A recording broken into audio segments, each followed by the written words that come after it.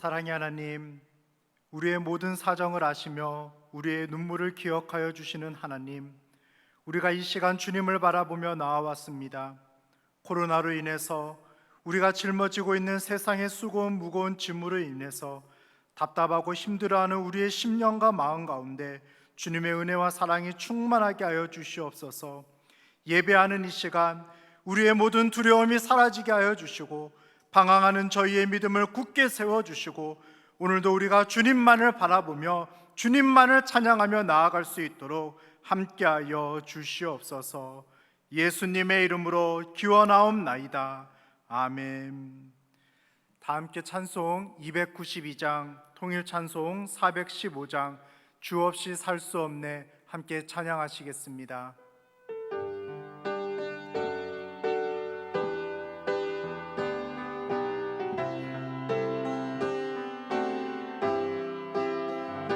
주 없이 살 수 없네 죄인의 구주여, 그 귀한 보배 피로 날 구속하소서. 구주의 사랑으로 흘리신 보혈이 내 소망 나의 위로 내 영광 됩니다.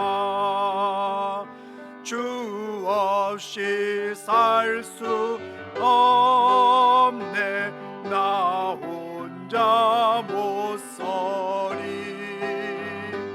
힘없고 부족하며 지혜도 없도다.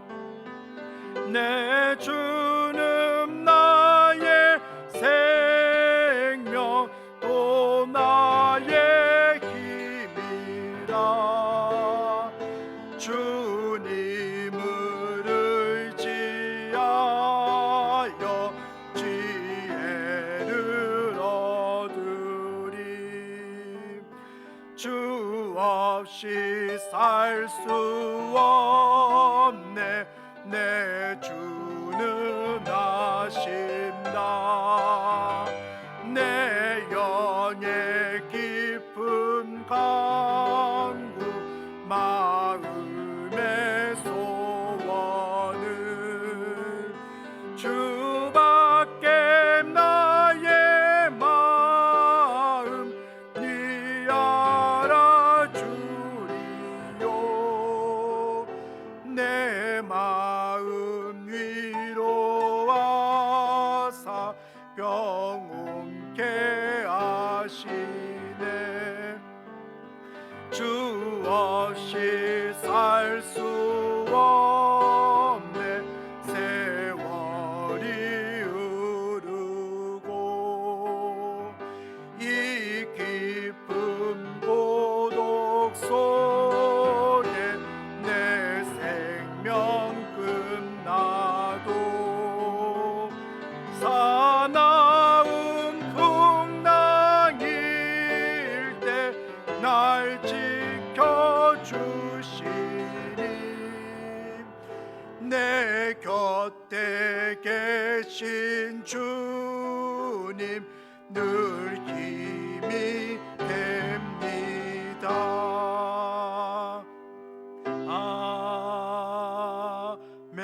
아멘. 함께 기도하시겠습니다. 사랑의 하나님 아버지, 7월의 첫날 아침 우리 영혼이 주님을 찬양하며 기쁨으로 주님을 찾아왔습니다. 주님, 지금 우리가 살고 있는 이 땅 가운데 코로나 바이러스로 인해서 고통받고 확진된 사람이 벌써 1,000만 명을 넘어섰습니다. 남과 북 사이에는 화평은 사라졌고 우리 주위 곳곳에 너무나 안타깝고 절망스러운 소식으로 가득 차 있습니다.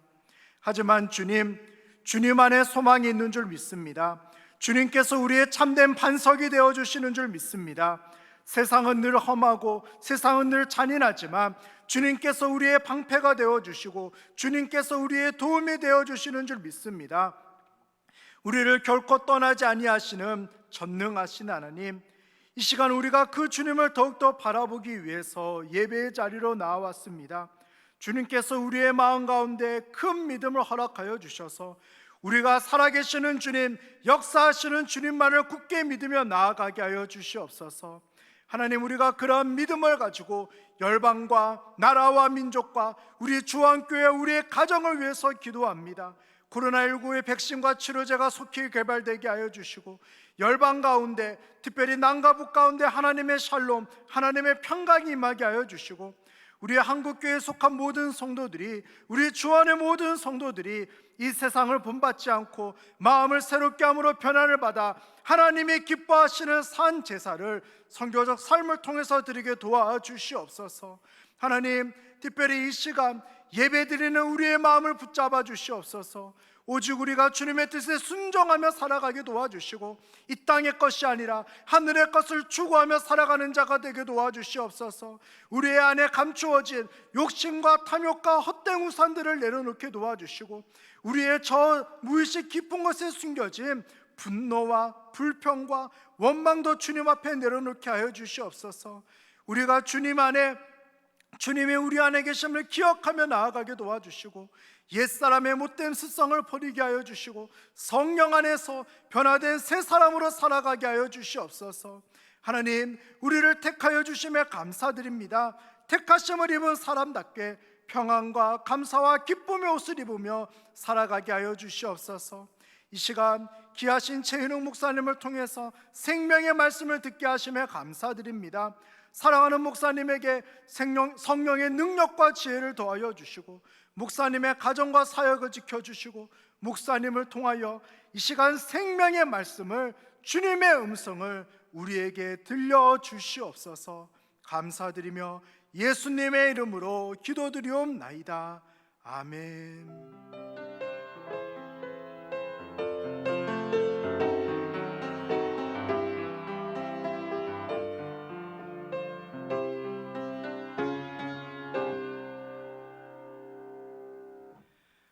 오늘 우리에게 주시는 하나님의 말씀은 이사야 48장 9절에서 11절의 말씀입니다.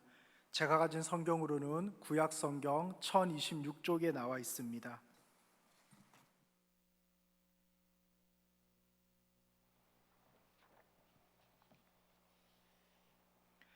이제 하나님의 말씀을 봉독하겠습니다. 이 말씀을 봉독할 때 살아계신 하나님의 음성을 다 함께 들으실 수 있기를 바랍니다. 하나님의 말씀입니다. 내 이름을 위하여 내가 노하기를 더디할 것이며 내 영광을 위하여 내가 참고 너를 멸절하지 아니하리라.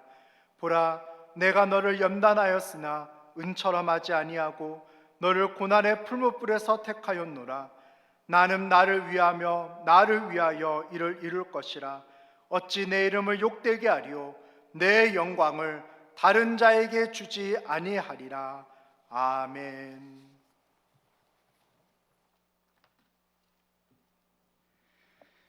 기도하시겠습니다. 하나님 아버지, 참으로 감사를 드립니다. 하나님께서 저희들을 주의 자녀로 삼으시고 또한 주님의 은혜 가운데 살아가게 하여심을 감사드립니다. 날마다 하나님의 뜻에 따라서 살아가는 저희들을 되게 하여주시고 참으로 하나님께서 기뻐하시는 산 제물로 날마다 순간마다 드리는 즐거움이 있도록 하여 주시옵소서. 오늘 목사님의 삶을 주께서 끝까지 붙잡아 주시사 그 삶을 통해서 하나님 영광 받아 주시옵소서. 위 목사님의 사역 가운데 하나님 성령으로 충만하게 하여 주시고 기름 부어 주시사 이 시대 가운데 지금 이곳에서 하나님께서 맡기신 사역을 누구보다도 잘 감당해 나가실 수 있는 귀한 하나님의 일꾼 되실 수 있도록 주님 붙잡아 주시옵소서.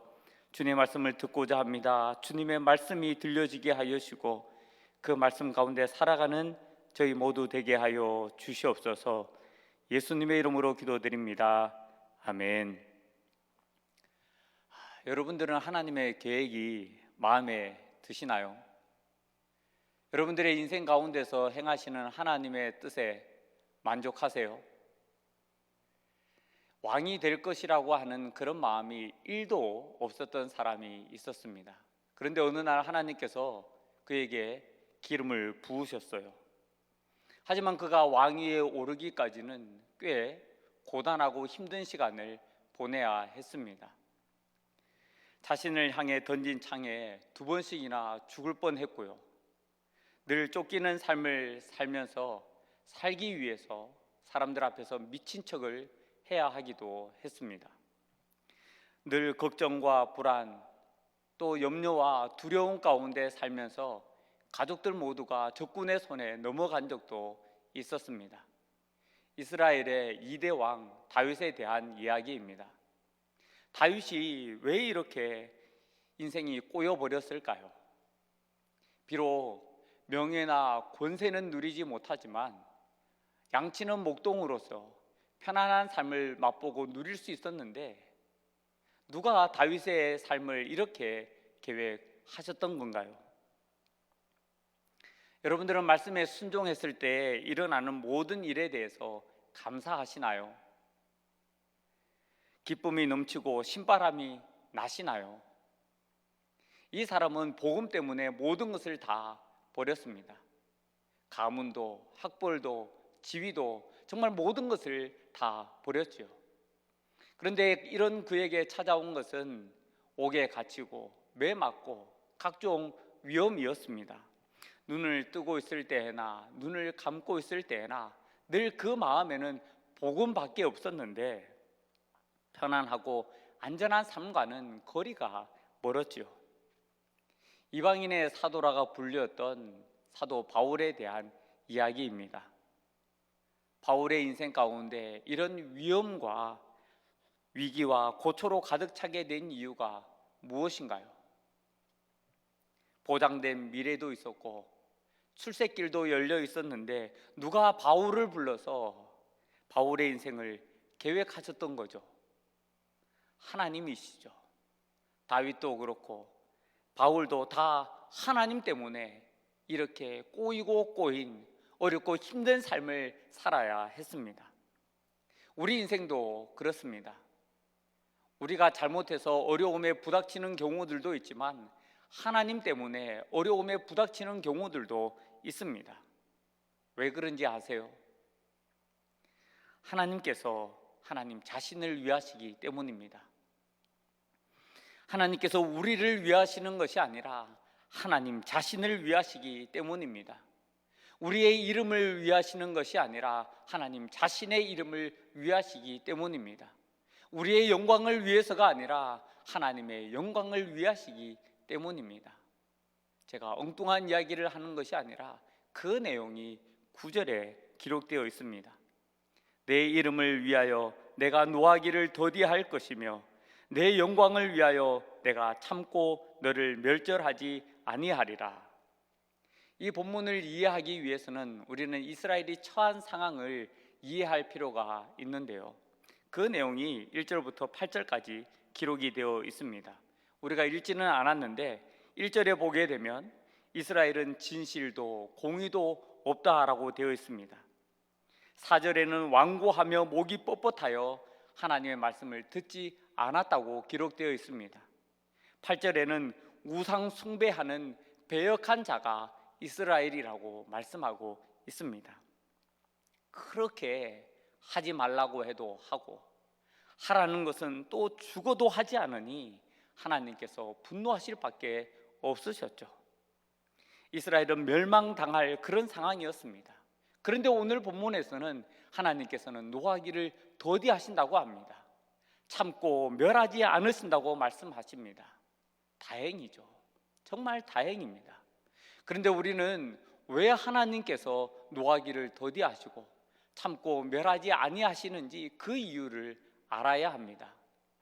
하나님께서 이렇게 하시는 이유를 이해하기 위해서는 내 이름을 위하여라고 하는 이 단어를 주목해야 하는데요. 여기에는 2가지 의미가 있습니다. 첫 번째는 세상을 향하여 드러나는 하나님 자신의 명예를 위해서라고 하는 뜻입니다.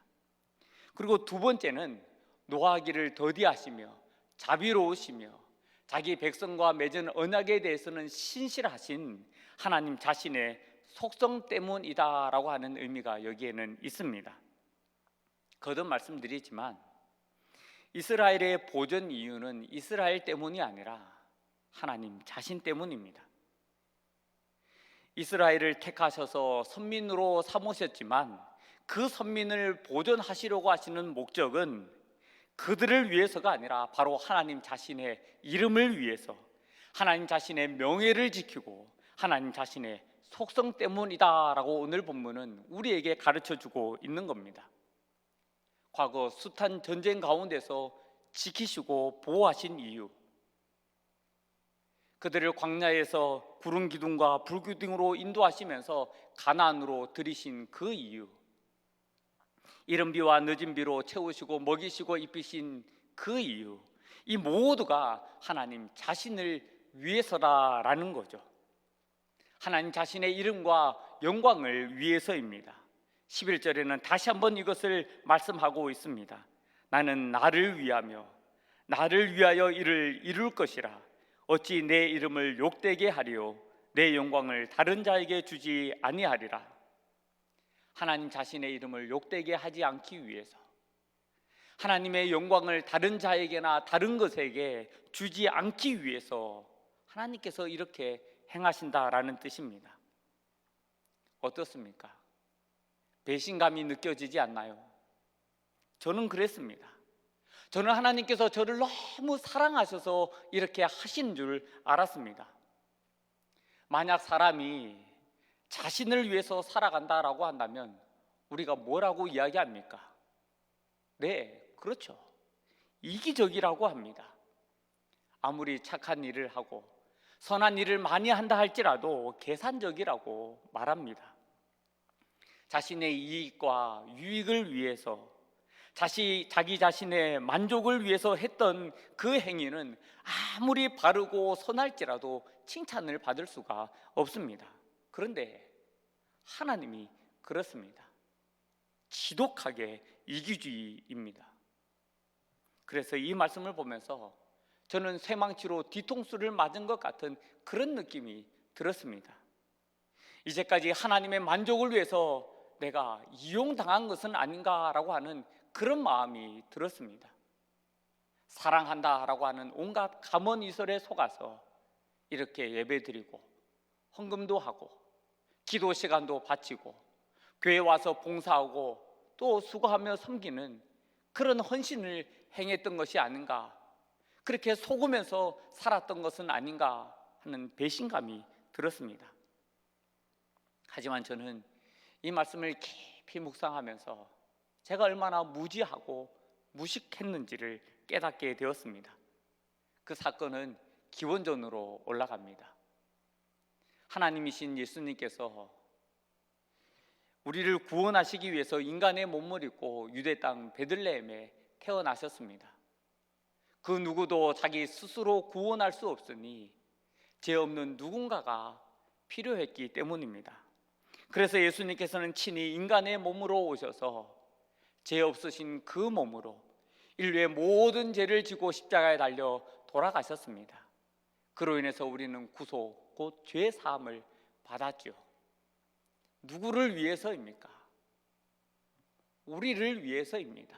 나를 위해서입니다. 그런데 이 또한 하나님 자신을 위해서라고도 말할 수 있을 겁니다. 구원을 받은 우리가 하나님의 이름을 높이고 하나님께 영광을 돌릴 수 있기 때문이죠. 그래서 사건은 창세로까지 올라갑니다. 창세기에는 하나님의 천지 창조가 기록되어 있는데요, 여기서 우리는 하나의 의문을 가지게 됩니다. 왜 하나님께서 인간을 창조하셨냐라는 거죠. 또한 인간을 만드시고 무엇을 위해서 생육하고 번성하며 충만하고 정복하며 다스리라고 하셨냐라는 겁니다.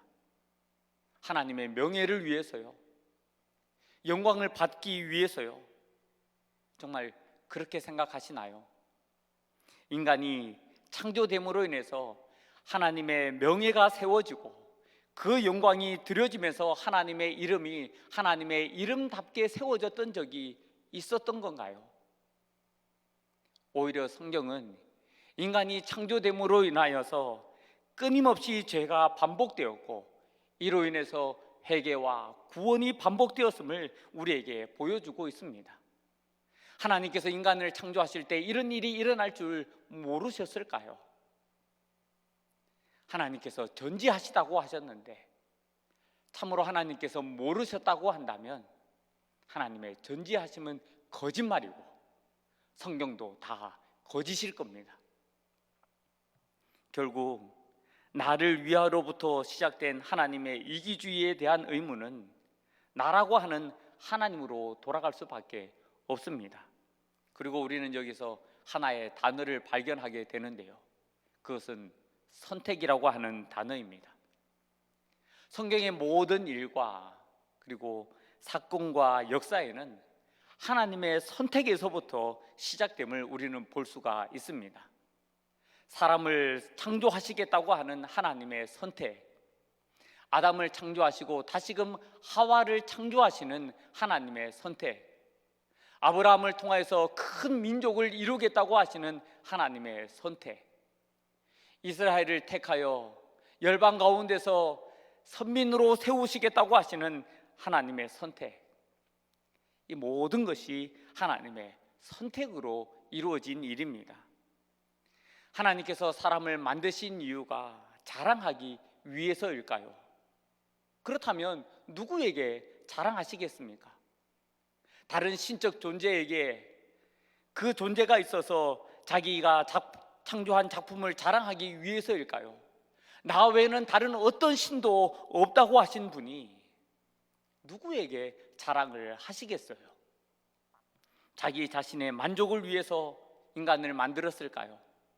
자기 형상을 닮은 사람을 만들어 놓고 야, 참 잘 만들었네, 누가 이렇게 멋있게 만들어 놨냐고 감탄하며 경탄하기 위해서 만드셨을까요? 시한폭탄 같은 사람 만들어 놓고 얼마나 안절부절 자불안서 전전긍긍 하셨는지 우리는 성경을 통해서 눈이 보고 알고 있지 않습니까? 하나님의 선택에는 이유가 없습니다. 하나님의 이름도 그 명예도 영광도 없습니다. 다만 그렇게 하시겠다라고 하시는 하나님의 선택 외에는 아무것도 없습니다. 이스라엘도 마찬가지입니다. 이스라엘을 선택하셨기 때문에 하나님께서는 이스라엘을 향해 노하기를 더디하셨고 참고 멸하지 아니하셨습니다. 오히려 그들에게 은혜를 베풀으시고 복을 더하여 주셨습니다. 지키시고 인도하시고 보호하셨습니다. 용서하시되 무한대로 용서해 주셨습니다. 제가 앞서서 하나님 이기적이라고 했죠. 따지고 보면 그 하나님의 이기심 때문에 이스라엘이 산 것입니다. 자신을 위하시는 하나님 때문에 이스라엘이 멸망당하지 않았다라는 뜻입니다. 자신의 이름과 명예와 영광 때문에 이스라엘이 이스라엘로 남아있을 수 있었다라는 뜻입니다. 이스라엘만 그럴까요? 제가 살고 있는 아파트는 주차하기가 참 많이 어렵습니다. 저녁 시간 조금만 늦게 가게 되면 이중 주차도 하지 못할 때가 참 많습니다. 그래서 이렇게 적은 주차 공간 때문에 마음이 불편할 때가 가끔 생기는데요, 어떤 사람들은 자기 차가 빠져나가기 위해서 이중 주차된 차를 밀어서 길을 막아놓고는 그냥 가버립니다. 어떤 사람은 그렇지 않아도 적은 그 주차 공간에서 삐딱하게 되어서 다른 차도 주차하지 못하도록 만들어 버립니다. 주차하지 말라는 곳에 주차해서 차량 통행을 방해하는 사람들도 있습니다. 인간의 이기심은 늘 다른 사람을 불편하게 만듭니다. 인간의 이기심이 다른 사람들에게 유익이 되거나 좋은 것이 하나도 없습니다. 하지만 하나님은 그렇지 않으십니다. 이스라엘이 하나님께서 자신을 위하시기 때문에 살아있다라고 했죠. 우리도 그렇습니다. 오늘 우리가 하나님의 진노에 멸망당하지 않은 것, 하나님 앞에서 죄인인 우리가 오늘도 하나님의 진노를 받지 않고 살아갈 수 있는 것, 결국 하나님께서 자신을 위하시기 때문입니다. 죽어도 마땅하고 다 죽었을 텐데 오늘도 살아 숨쉬는 것은 하나님께서 자신의 이름을 위하시고 그 영광을 다른 자에게 주지 않으시기 때문에 그렇습니다. 따라서 나를 위하여라고 하는 이 말씀은 하나님을 이기적이라고 표현하는 것이 마땅하지 않음을 보여줍니다. 오히려 하나님께서 자신을 위하시는 것이 우리에게 얼마나 다행인지 모릅니다. 아니, 더욱 하나님 자신을 위하시라고, 하나님 당신의 이름을 위하시고 하나님의 그 영광을 다른 사람에게, 다른 누군가에게도 무엇에게도 주지 마시라고 우리는 간청하고 빌어야 할 형편입니다. 하나님께서 자신을 위하실 때 우리는 가장 큰 복을 받아 누리면서 은혜 가운데 살아갈 수 있기 때문입니다. 그래서 하나님께서는 네가 하고 싶은 대로, 원하는 대로 살 것이 아니라 내가 원하는 대로 살아야 한다라고 말씀하십니다. 우리가 가고 싶은 길이 아니라 내가 지정해 주는 길로 가라고 말씀하고 계십니다. 너의 욕구를 충족시키기 위해서가 아니라 나의 뜻을 이루라고 말씀하고 계십니다. 네 목적과 목표 달성이 아니라 나의 계획을 성취하라고 말씀하고 계십니다. 말씀드린 대로 이것이 우리에게 가장 좋은 것이기 때문입니다. 한번 생각해 보십시오. 우리가 얼마나 실수를 많이 합니까? 좋은 것이라고 선택했는데 뒤돌아 나서 보니 그것이 우리의 실수였음을 깨달은 때가 얼마나 많이 있었습니까? 하지만 하나님은 절대로 실수하지 않으십니다. 우리는 한 치 앞도 보지 못하지만 하나님께서는 모든 것을 다 아시고 가장 좋은 것을 우리에게 주십니다.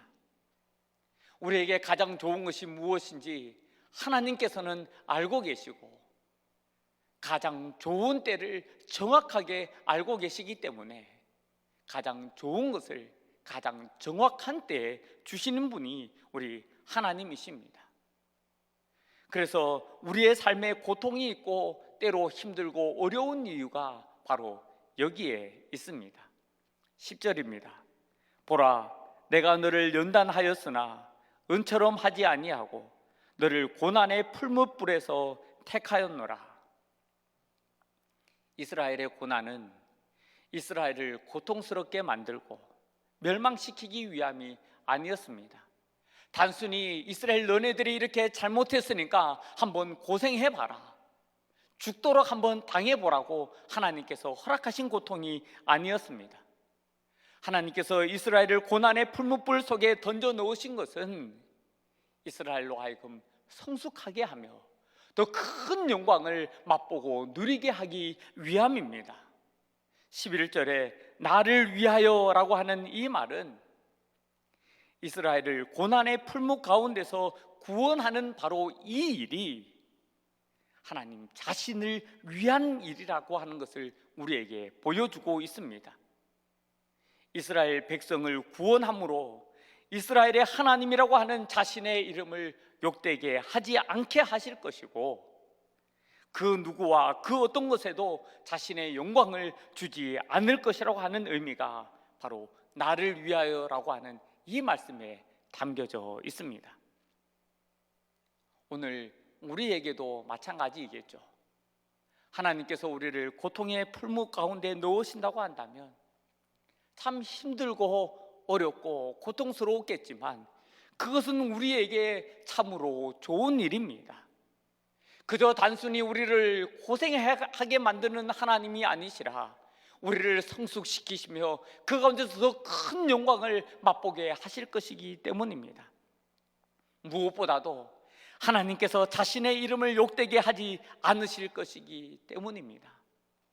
고통의 풀무불 속이라 할지라도 우리가 염려하지 않을 수 있는 것은 하나님께서 결코 그 영광을 다른 것에게 주지 않으실 것이기 때문입니다. 제가 만났던 권사님 한 분 계시는데요, 이분은 30대 후반에 남편을 갑작스럽게 사별하고 어린 4자녀를 키우셔야 했습니다. 그러니 얼마나 많은 고생을 하셨겠어요. 그 고생은 이루 말할 수가 없었습니다. 새벽부터 밤 늦은 시간까지 안 해본 일 없이 다 하셔야만 하셨습니다. 그때 권사님의 마음에 한 가지 소원이 있으셨는데요, 그것은 제발 돈 걱정 없이 자녀들을 키우는 것이었답니다. 자녀들이 4씩이나 되니까 이 자녀들이 점점 성장해 가면서 더 많은 돈이 필요했던 것이고, 이것을 제대로 잘 채워주지 못하시는 권사님이 어머니의 심정으로 얼마나 힘들고 또 괴로웠겠습니까? 그래서 그 힘든 와중에도 새벽 기도에 빠지지 않고 늘 눈물로 간절하게 기도하셨습니다. 그런데 가난은 왜 그렇게 붙어 있는지, 기도와는 달리 지독한 가난 속에서 몸서리치며 살아야 하셨답니다. 기도하면서 간절히 바랐지만 돌아오는 것은 가난밖에 없었죠. 그때 권사님은 그게 그렇게 원망스러우셨답니다. 고아와 과부의 하나님이시라고 하면서 왜 이토록 힘들어하는 과부의 내 기도를 들어주시지 않으시는지 권사님은 원망스러우셨다고 합니다.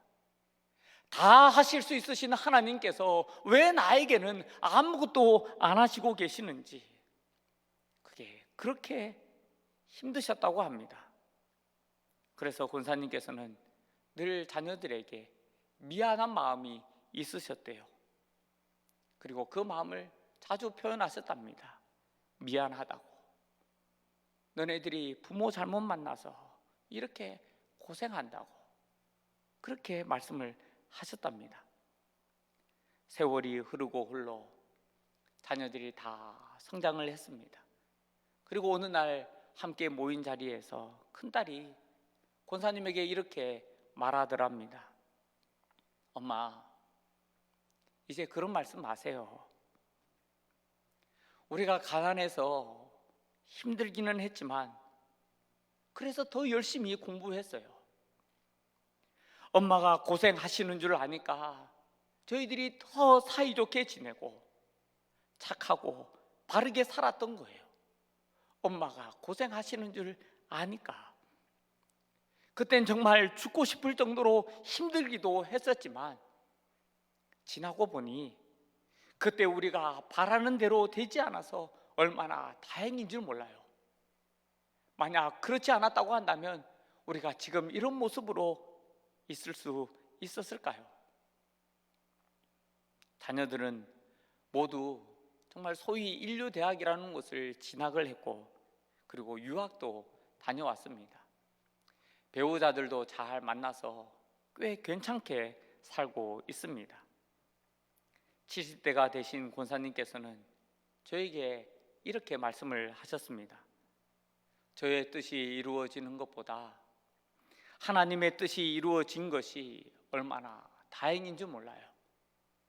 만약 그때 하나님께서 제 기도 들으시고 돈 걱정 없이 부자로 살았다고 한다면 자녀들이 공부를 열심히 했을지, 이들이 정말 사이좋게 잘 지내면서 착하고 바르게 살았을지 누가 알겠어요? 자신이 자신을 위하는 것보다 하나님께서 자신을 위하신다라는 것이 얼마나 놀라운 은혜요, 축복인지 깨달은 권사님의 이야기입니다. 우리를 위하여 하는 일들이 안 되는 것이 다행입니다. 우리의 이름을 위하여 하는 일들이 무너지는 것이 잘 되는 것입니다. 우리의 영광을 위하여 하는 일들이 어그러지는 것이 좋은 일입니다. 하나님께서 자신을 위하시는 일들이 이루어지는 것이 다행이고 잘 되는 것이고 좋은 것입니다. 오늘 우리는 코로나로 인해서 참 많은 것들이 불편하고 힘들고 어려운 가운데 살고 있습니다.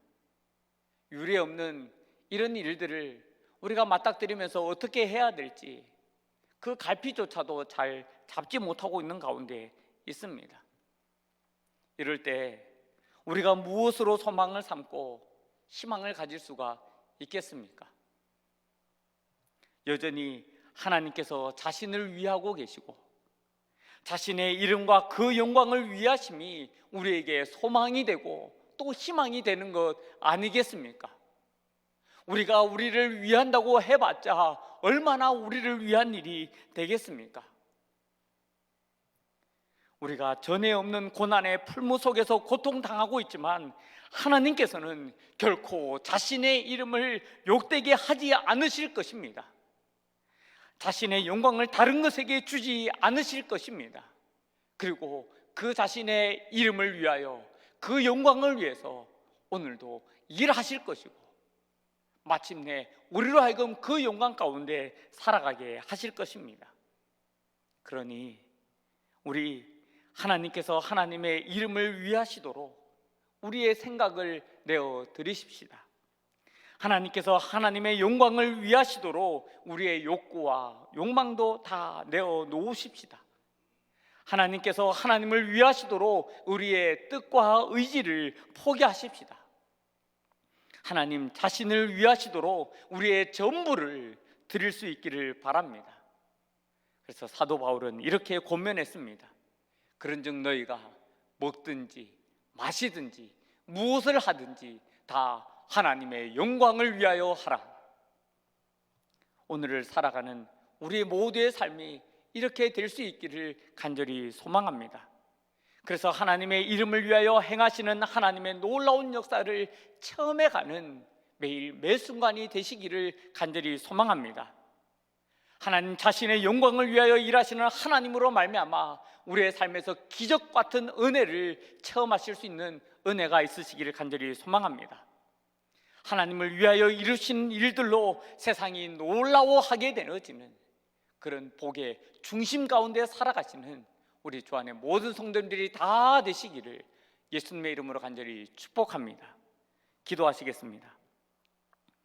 하나님 아버지 감사합니다. 오늘 저희가 우리의 이름을 위하여 살아갈 때 하나님의 이름을 위하여 살아가야 함을 깨닫게 하여 주시옵소서. 우리의 영광을 위하여 일할 때 하나님의 영광을 위하여 일하도록 돌이켜 주시옵소서. 우리를 위하는 삶이 아니라 하나님을 위하는 삶이 되도록 인도하여 주시옵소서. 하나님을 위하고 하나님의 이름을 위하고 하나님의 영광을 위할 때 우리에게 가장 좋은 일이 되는 것을 잊지 않게 하여 주시옵소서. 감사하고 예수님의 이름으로 기도드립니다. 아멘.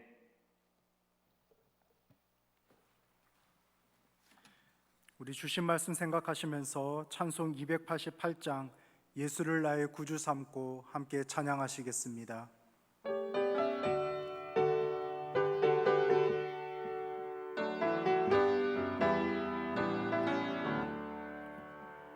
예수를 나의 구주 삼고 성령과 피로써 거듭나니 이 세상에서 내 영혼이 하늘의 영광 누리도다. 이것이 나의 간증이요 이것이 나의 찬송일세. 나 사는 동안 끊임없이 구주를 찬송하리로다. 온전히 주께 맡김 내 영 사랑의 음성을 듣는 중에 천사들 왕래하는 것과 하늘의 영광 이것이 나의 간증이요 이것이 나의 찬송일세 나 사는 동안 끊임없이 주를 찬송하리로다 주 안에 기쁨 누림으로 마음의 풍랑이 잔잔하니 세상과 나는 간 곳 없고 구속한 주만 보이도다 이것이 나의 간증이요 이것이 나의 찬송일세 나 사는 동안 힘없이 구주를 찬송하리로다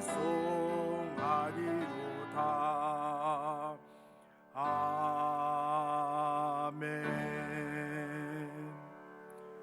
교회 소식을 영상으로 보시겠습니다.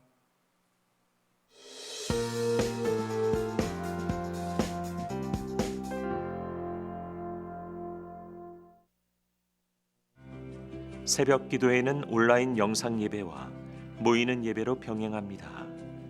부평성전과 주안성전에서 새벽 기도회가 오전 6시에 드려지며 미리 신청하여 새벽 기도회 출입표를 소지하신 분만 입장하실 수 있습니다. 온라인 영상 새벽 기도회는 교회 홈페이지와 유튜브를 통해 참여하실 수 있습니다. 7월 5일 주일 예배는 모이는 예배와 온라인 영상 예배를 병행합니다. 모이는 예배는 부평성전과 주안성전에서 사전 신청 없이 참석하실 수 있으며 모바일 성도 카드를 미리 준비하여 주시기 바랍니다. 모바일 성도 카드가 없는 분들은 등록교인 확인 후 출입이 가능합니다. 특정 예배 시간에 너무 많은 분들이 몰릴 수 있으므로 대교구별 예배 시간은 그대로 유지합니다. 대교구별 예배 시간을 지켜주시기 바랍니다. 온라인 영상 예배는 교회 홈페이지와 유튜브를 통해서 드릴 수 있습니다. 이번 주일부터 모바일 성도 카드로 입장이 가능하게 되었습니다. 모바일 성도 카드의 도입은 앞으로 무더위가 기승을 부릴 예정이어서 입장을 간소화하기 위해 시행하게 되었으며 신천지 이단 등 외부인의 출입을 통제함으로써 교회와 성도들을 보호하기 위함이오니 성도들께서는 적극적으로 참여해 주시길 부탁드립니다. 모바일 성도카드 발급은 교회 홈페이지를 통해서 자세한 안내를 받으실 수 있습니다. 7월부터 주안 온가족 새벽 기도회가 새로운 예배 형식으로 디자인되어 진행됩니다. 온 세대가 어우러지는 치유와 회복의 시간이 될 것입니다. 7월 4일 오전 6시 부평성전 대예배실과 주안성전 본당으로 온 가족이 함께 참여하시기 바랍니다. 코로나 사태 이후 주안교회가 선교적 교회로 나아갈 방향에 관한 설문조사가 진행되고 있습니다. 설문지를 작성하신 분들은 안내 데스크 앞 수거함에 제출해 주시면 됩니다. 또는 온라인상에서 참여하실 분들은 교회 홈페이지 하단 배너에 코로나 사태 이후 선교적 교회를 위한 설문조사를 클릭 후 안내에 따라 설문조사에 참여해 주시면 됩니다. 신천지 이단에 대한 바른 이해와 예방을 돕고자 온라인 신천지 이단 대책 세미나를 실시합니다. 교회 홈페이지와 유튜브를 통해서 온라인 신천지 이단 대책 세미나 영상을 보실 수 있습니다. 성도들의 많은 참여를 바랍니다. 주안 기쁨의 샘 7호로가 발간되었습니다. 말씀 묵상과 감사 노트로 사용해 주시고 전도용으로도 활용해 주시기 바랍니다. 지금까지 교회 소식이었습니다. 이외의 교회 소식은 주보를 참조하시기 바랍니다. 찬송 2장 다 함께 부르시겠습니다.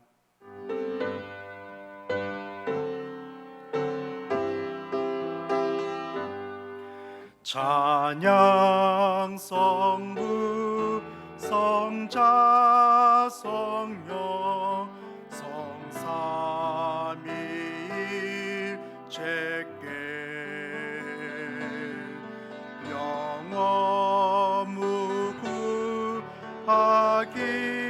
자기까지 영광을 돌리세. 영광을 돌리세. 아멘.